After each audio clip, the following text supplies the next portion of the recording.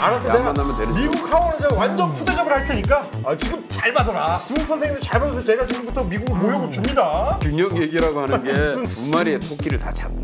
여기는 둘 다 적으로 만들어. 그건 외교가 아니라 바보 아닙니까, 바보? 바보지 바보 이게. 안녕하십니까 여러분, 김경영의 정치 맛집. 지금 저희 이제 백을 보시면 아시겠지만 백 PD가 드디어 석 달 만에 배경을 바꿨습니다. 맨날 흰색만 나와가지고 이게 심심하다 회색을 넣었습니다. 저 인간이 이걸 지금 바꾼 거라고 물어봤더니 여의도 건물들의 모양새래요. 요즘에 여의도 분위기가 저런가. 그쵸, 약간 음침하고 좀 뚜렷하지 않고 침울하고. 뭐가 뭔지 잘 모르겠고. 저 비슷한 얘기를 이제 그 홍준표 대구시장이 산에 올라가서 하셨죠. 우리 당의 미래 같다.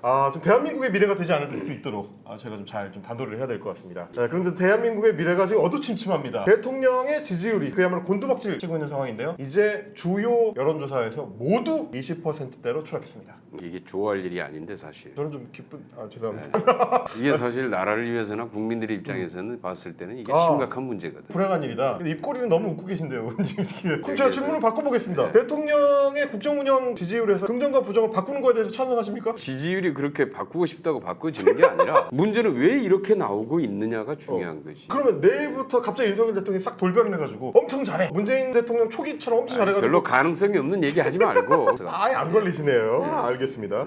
지금 이제 지지율이 바닥을 쳤다라는 분석이 많이 나오는데 진짜 이것 때문이다. 몇 가지만 꼽아주신다면 어떤? 준비가 안 돼 있다 대통령이. 준비가 안 돼 있다. 국정을 전혀 모른다. 공적 시스템이 작동을 안 하고 사적 채용, 사적 수주, 비선이 설치되고 예전에 어디 그러다가 망한 정부 하나 있었죠. 파내켜야 된다 말씀 아닙니까 지금? 이런 공적 시스템이 작동을 안 하는 것 자체가 계속 정책 혼선, 인사검증 실패 이렇게 이어지는 거죠. 그렇죠. 네. 그러니까 노동부 장관이 52시간제 개편 방안 딱 발표 딱 하면은 바로 대통령이 이어서 그건 정부 입장 아닙니다. 보고받은 적이 없는데? 뭐 이래버리고. 교육부 장관이 한참 욕을 잔뜩 먹다가 이걸 피하기 위해서 초등학교 입학을 조기할 수 있도록 5살로 인하하겠습니다. 그렇죠. 이렇게 쫙 발표했더니 무지하게 여론 문매를 맞고 나서 다시 처리하겠습니다. 국민들 입장에서는 도대체 윤석열 정부가 뭘 하려고 하는지 모르겠다. 저는 그것도 너무 웃긴 게 교육부 장관이 업무 보고를 들어가가지고 5세로 입학 연령을 낮추겠다라고 보고를 했어요. 그때 대통령이 좋아 빠르게 가. 좋아 빠르게 가. 그리고 그 자리에 배석했던 게 사회수석 아닙니까? 근데 사회수석이 나오더니 언론 인터뷰를 해가지고 그거는 뭐 우리가 정확하게 결정한 사항은 아니고 그럼 지금 3명이 들어가가지고 대통령 들어가고 사회수석 들어가고 장관이 들어가고 얘기를 한 다음에 나와서 발표를 했는데 장관만 바보 되고 대통령은 사회수석은 우리 그런 적 없는데? 이거 빠져나가도 됩니까 이게? 그러니까 지금의 그런 혼선이 계속 지금 발생하는 원인이 뭐냐. 원인이 뭡니까? 대통령이 국정 경험이 없으면은 그렇죠. 그래도 참모라도 좀 똘똘해야 되잖아. 그렇죠. 그런데 대통령실에 친인척, 뭐 친구, 지인, 스폰서 아들 이렇게 해서 다 채워놓고 있으니까 아는 사람들만 쭉 그냥. 사적인 관계의 이너서클 형태로 누가 거기에서 쓴소리를 하나 하겠습니까? 거기에 국정 감각이 있겠어요. 이런데도 대통령 본인은 뭐가 문제인지 아직 잘 모르고 있는 것 같아요. 사실은 굉장히 특이한 정권인 게 의원님, 원래는 해외 순방을 대통령이 갔다 오고 아니면 해외에 그 손님이 와가지고 외교 어떤 일정을 소화하게 되면 자연스럽게 국정 지지율이 올라가잖아요. 근데 이 정권은 특이한 게 나토 순방을 갔다 오면 지지율이 깨지고요. 낸시 펠로시 미국 하원의장이 와가지고 외교 일정을 소화했는데 지지율이 깨집니다. 굉장히 독특한 정권이에요. 외교 행보를 하고 나면 오히려 지지율이 더 빠지는 특이한 지금 현상이 일어나고 있는데, 특히 낸시 펠로시 하원의장에 대해서 영접을 제대로 안 하고 의전 실수를 많이 했다. 그리고 대통령이 휴가 중이라면서 미국 하원의장이 왔는데 아예 만나지를 않고 나중에 부랴부랴 전화통화만 했습니다. 요런 이 외교 참사와 관련된 문제들, 이거 어떻게 이런 일이 발생했다고 생각하십니까? 우선 외교를 잘 모른다. 대통령인데요. 미 하원 의장이 방한을 했고 어찌됐든 국제적으로나 뭐 미국에서 미치는 영향이나 대단히 큰 사람인 게 맞고, 그렇죠. 당연히 손님으로서의 기본적으로 해야 될 접대도 있을 거고 면담 이런 게 있을 텐데 휴가 때문에 못 만난다. 그렇죠. 뭐 여기까지는 그럴 수 있다고 봐요. 워라밸을 굉장히 중시하는 대통령이에요. 그렇지. 그 워라밸이 중요하고 같이 빵도 사먹고 뭐 이렇게 생각할 수는 연극도 있는데, 보고 술도 한잔 생각할 하고. 수는 있는데 문제는 휴가 때문에 이제 못 만난다 이렇게 해놓고 했다가. 대학로에 가서 연극 보고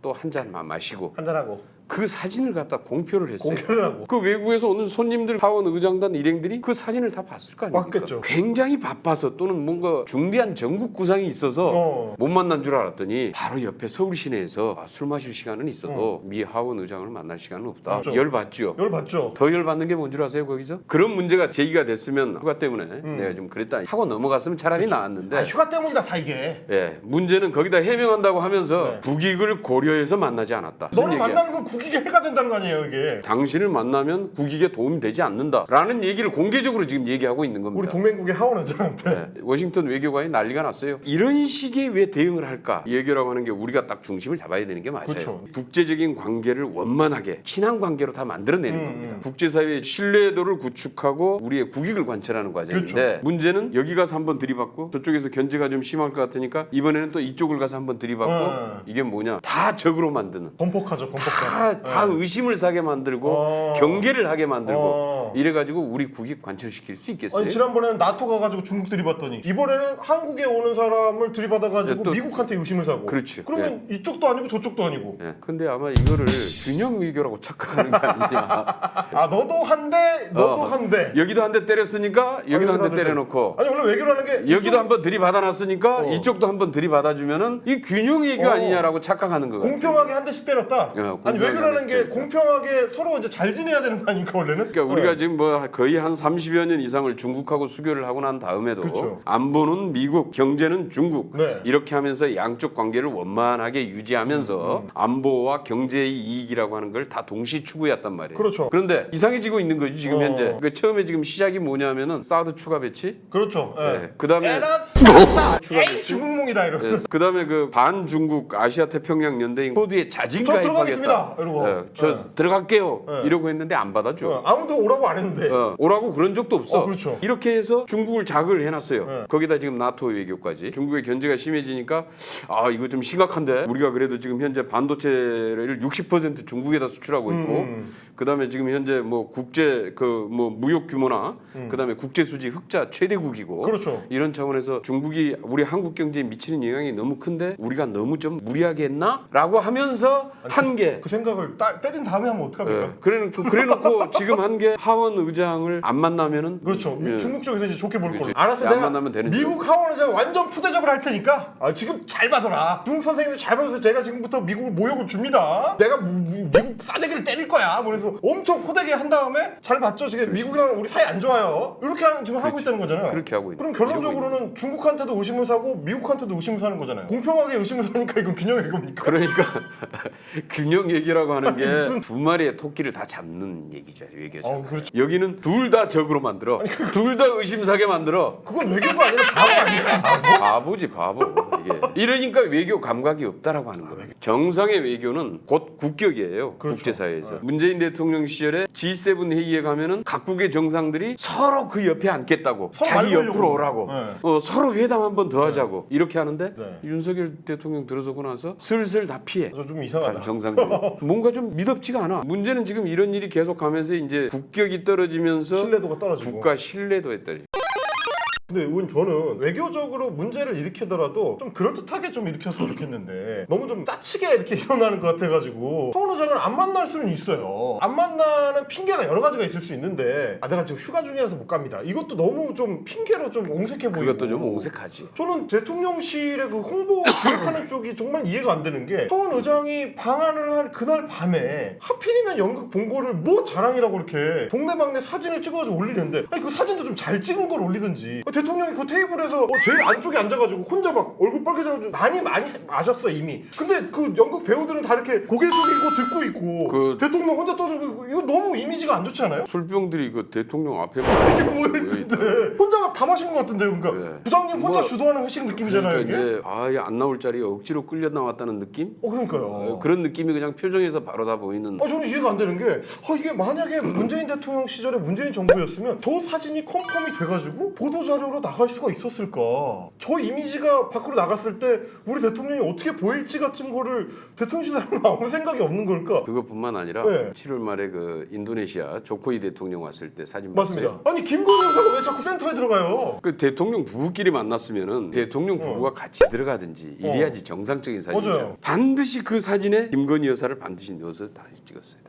아니 우리가 그게 지금 굉장히 맞죠. 김건희 대통령 시대에 살고 있는 것도 아닌데. 그걸 보면서 지금 그렇죠. 실세가 누구냐? 그러니까요. 차에서 내리는데 막 순백의 흰 드레스를 입고 있는 김건희 여사를 롱샷으로 이렇게 세로로 찍어가지고 막 보냈더라고요. 아니, 대통령이냐고요, 그분이. 너무 이해가 안 돼요. 그러니까 코바나 콘텐츠 직원을 청와대에 채용할 때부터 그 다음에 어디 대학원 동기 김건희 여사의 대학원 동기까지 또 그 사람이 또 김건희 여사 선임 홍보만 행정관으로 또 채용을 했다고 또 이제 이런 과정들을 쭉 보면서 누가 실제로 대통령실을 운영하고 있나 누가 국정을 운영하고 있는가 거기에다가 저 대통령실 공사한 업체 그렇죠. 네. 거기도 뭐, 코바나 콘텐츠랑 뭐가 어디에 친인척이라는 거였고 그렇죠. 그다음에 대통령 관저공사 그 공사 비용도 또 꽤 많이 들어가는 공사예요. 12억 들어갔죠. 그 들어가는 공사에도 이 과거에 코바나 콘텐츠에 후원했던 업체 그리고 이 업체가 건진법사와 관련된 재단에 그에게 또 1억을 또 기부까지 기부를 했다는 거 아니에요? 네. 그런데 이게 정말 심각한 게 어떤 문제냐면은 어디 구청장이 광급공사 한 2천만 원짜리 수의계약 하도록 이렇게 할 수 있도록 돼 있는데 그 2천만 원짜리 공사를 하나 구청장이 개인적으로 아는 사람한테 이렇게 주잖아요. 네. 그럼 밑에 공무원들이 다 말립니다.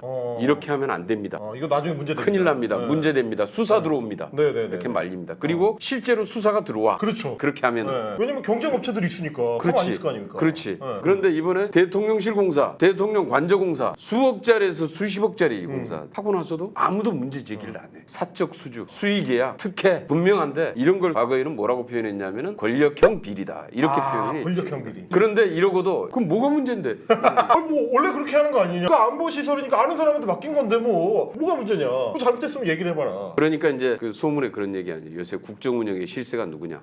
삼사래더라. 이름이. 삼사. 여사, 법사, 검사. 우리 지금 대통령실에서 안보나 외교 상황을 어떻게 정리해야 될지를 잘 모르겠다 싶으시면 저희한테 연락을 주시면 저희가 삼선 의원, 김경엽 의원을 잠깐 이제 빌려드릴 용의가 있습니다. 조언을 구하는 데는 뭐 문제 없으니까요. 그런 정도로 저희가 좀 정리를 하도록 하겠습니다. 다음 시간에 아니 저기 우리 저기 김경엽 정치 맛집 아마 잘 그러네. 봐도 유튜브만 잘 봐도 국정에 많이 도움이 될 거예요. 알겠습니다. 대통령실에서 조회수 한 500개 정도만 올려주시기를 좀 부탁을 드리겠습니다. 오늘 말씀 감사합니다, 의원님. 다음 시간에 더 재밌는 시간으로 돌아오겠습니다. 네. 고맙습니다.